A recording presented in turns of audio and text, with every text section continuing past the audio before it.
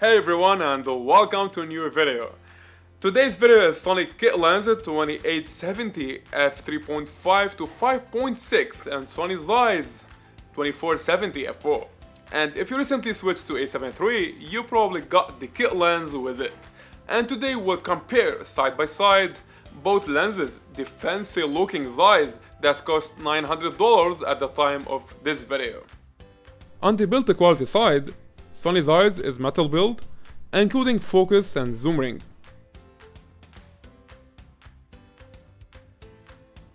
And the body is very sensitive to scratches, easy to lose paint without noticing when and how.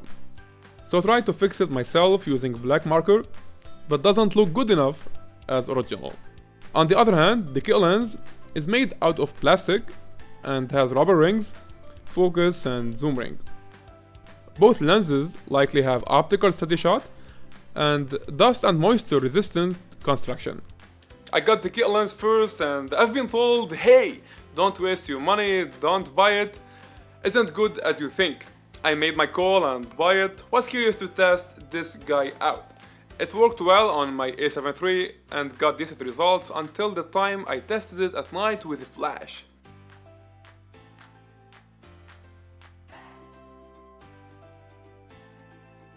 Oh, didn't expect it to be that bad. It was the moment when I started thinking should get rid of this thing now. Start thinking for a replacement and it was the time when people was suffering from Tamron 2875 f2.8 autofocus. Tamron fixed that later, however, Zeiss 2470 f4 was the option too. This was an introduction and the following is a review of both lenses side by side. Jumping in. 24 sounds very close to 28mm. Eventually 24 is significantly wider than 28mm. And in some occasions you probably have the chance to step back for wider images and 28 would be fine though. In terms of image quality, images look very similar and most of the time couldn't find the difference until you zoom in. This is for example at 70mm, and when zooming out to 24mm on Zeiss and 28 on the KIT lens, overall the image quality remain looking similar. But when testing sharpness and zooming in to 100%, 2470 offers better sharpness at f8. Bear in mind focus is locked to the same point in both tests. Here is Sony Zeiss 2470 f4 and f5.6 at 70mm. f4 is on the left and 5.6 is on the right. f5.6 is slightly sharper in the center and significantly sharper on the edges. And I see f8 and f11 sharpness is similar to f5.6 so far.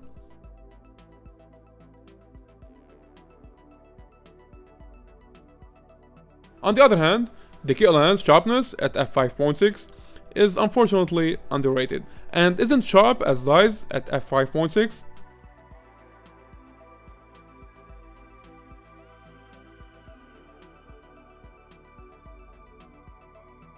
I start seeing some improvement at f8 in the center, but still not sharp as Zeiss 2470, but close enough. Jumping to the sides to find that isn't sharp as it is in the center.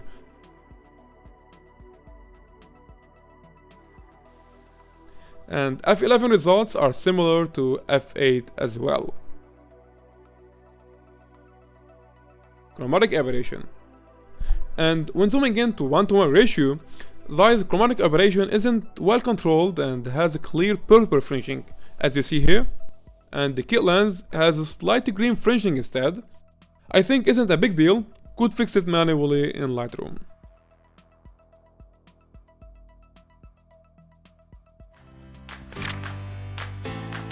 The following is lens flare test. Lens flare could transform your scene dramatically. It sometimes casts a huge flares amount in some lenses, so I made two tests. The first is just directing the lens to my car spotlight, panning and tilting it around to see how each lens performs with direct light.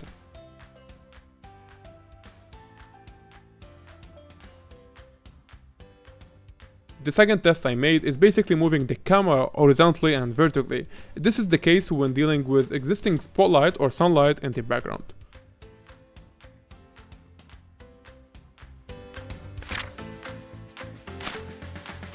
Vario-Focus Speed. A 7 autofocus speed set to fast and autofocus sensitivity to standard.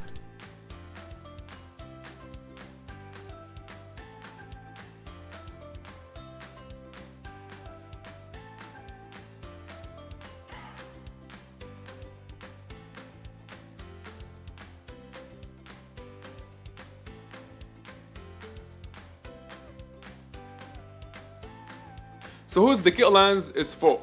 Well, I believe it suits landscape and walk around photographers who would like having a zoom lens in their bag without breaking the bank, and for shooting at f8 when image quality and sharpness does matter to you. I found the quality at f8 is crisp and very close to Zeiss copy. I do personally prefer Zeiss 2470 over the KIT lens. F4 fixed aperture and 4mm wider focal length does matter to me. On the top of that, not getting that bad look when taking images in low light conditions with a flash. Let me know guys, what do you think down below? If you like this video, hit the like button and check other Sony and Canon reviews I make on this channel. Consider subscribing to the channel for more tutorials and reviews. Thank you again and see you in another video.